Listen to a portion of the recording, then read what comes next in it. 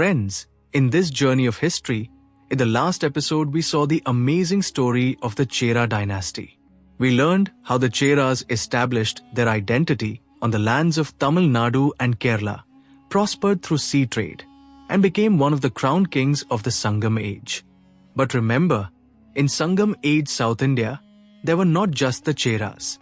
There stood three great dynasties, known as Movendar or three crowned kings of Tamilakam, the Cheras, the Cholas and the Pandyas.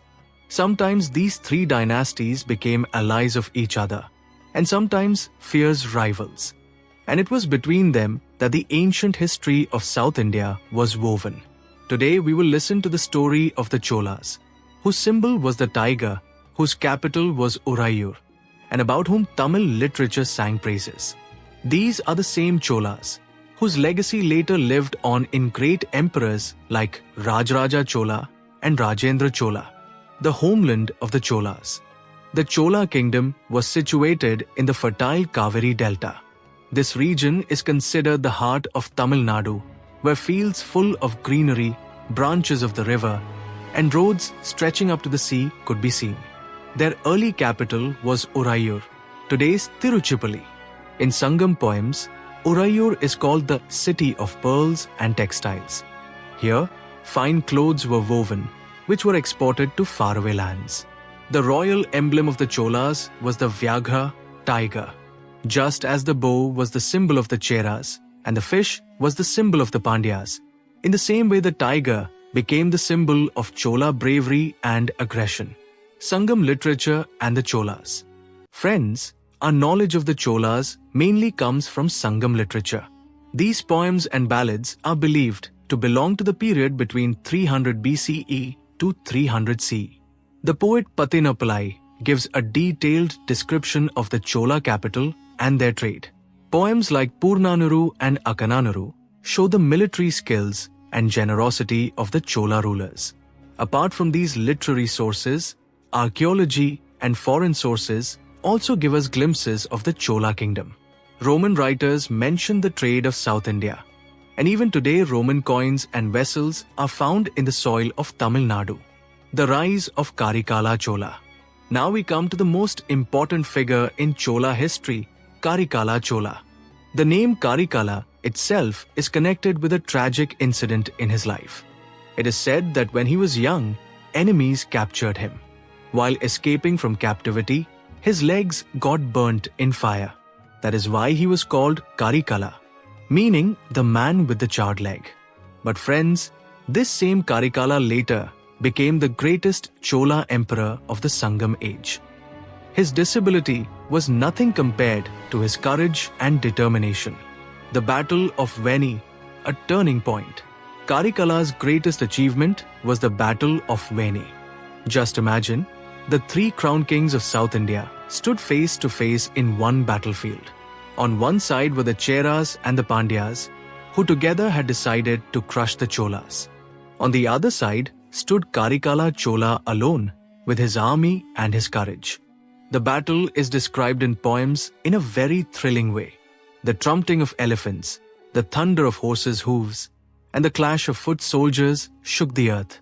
Swords clashed, rivers of blood flowed, and the field of Venni turned red with slaughter. But Karikala's strategy and bravery changed everything. He arranged his army in a disciplined way and defeated the enemies one by one. The Pandya king was killed in the battle, and the Chera king was seriously wounded.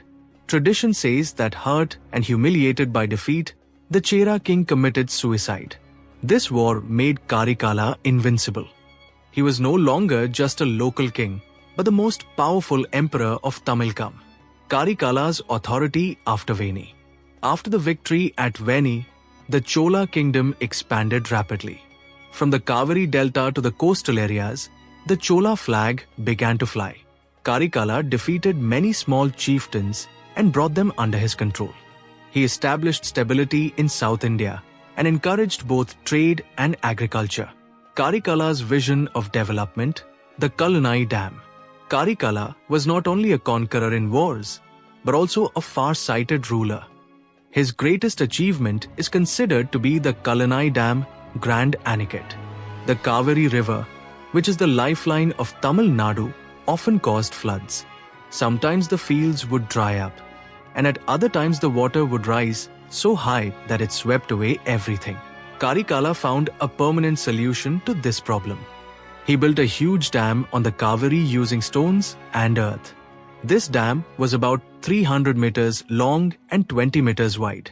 Just imagine. Friends, this was done 2000 years ago, and even today that dam is still standing and functioning. Kallanai controlled the water and carried irrigation to the fields through canals. Because of this, the agricultural output of the Chola kingdom increased many times. Paddy, sugarcane, and many other crops started growing in abundance. Even today, Tamil farmers remember Karikala with respect because he made the land fertile and life-giving. The port city of Kaveripattinam, Puhar. Now let us talk about Karikala's maritime trade. His capital was Urayur, but the real heartbeat of his kingdom was Kaveripattinam or Puhar. Puhar was a port city located at the mouth of the Kaveri River. Ships from faraway lands came here, Roman, Greek, Arab, and Southeast Asian merchants. The Sangam poems describe Puhar very beautifully. They write that the streets of the city were decorated with pearls, ivory, and precious gems. Spices, clothes, and valuable stones were sold in the open markets. The city was divided into two parts: Maruvur Pakkam, where the sea traders lived; Pattan Pakkam, where the king's court and the upper classes resided. Puhar was not only a center of trade, but also a center of culture. Dance, music, and festivals went on day and night. It is even said that Puhar was so prosperous that people called it the capital of wealth. Trade with Rome and the West. During Karikala's time, the Chola kingdom took maritime trade to new heights. The Roman Empire was at its peak in those days, and it wanted many things from India: spices, black pepper, cardamom, cinnamon, pearls and gems, ivory, fine clothes, especially cotton and silk garments from Urayur. In return, gold, wine, glassware, and coins came to Tamilakam from Rome.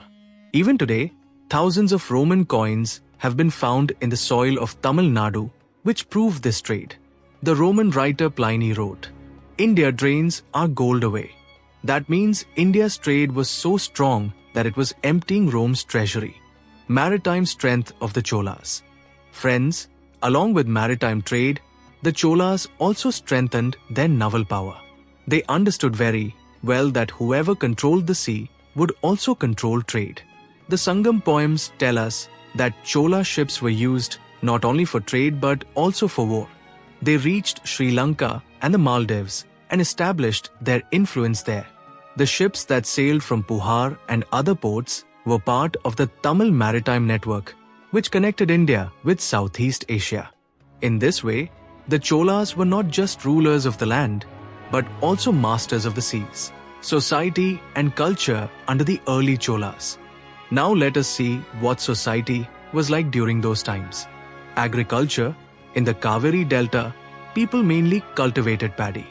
Animal husbandry.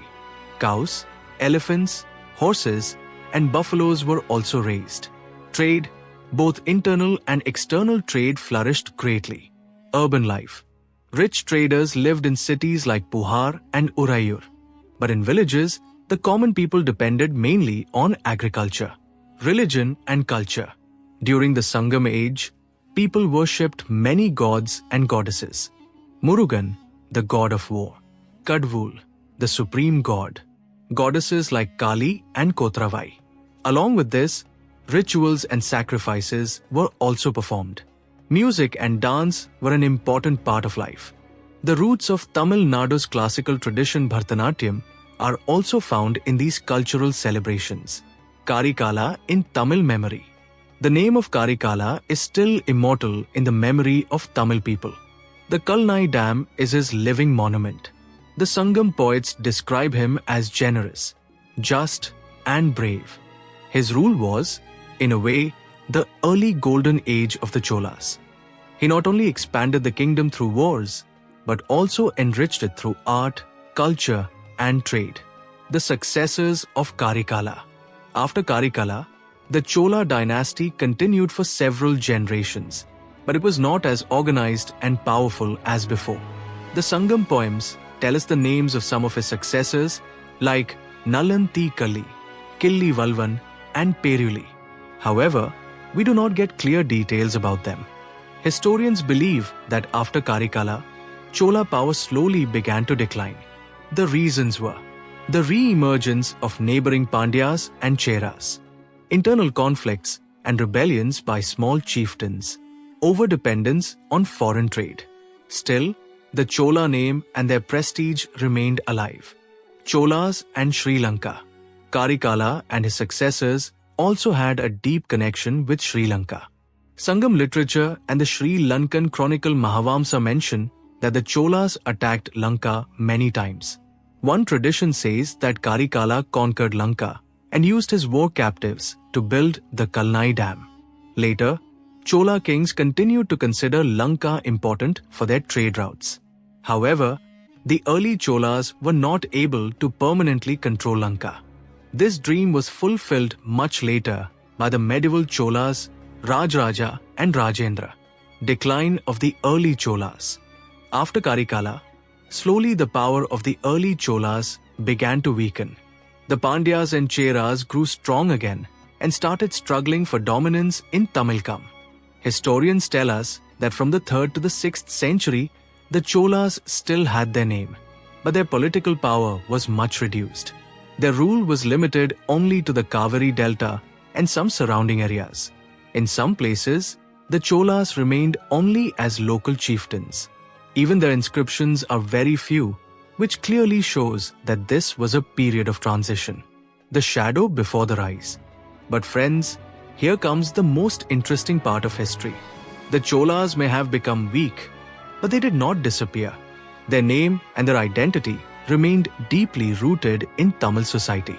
The tiger symbol continued.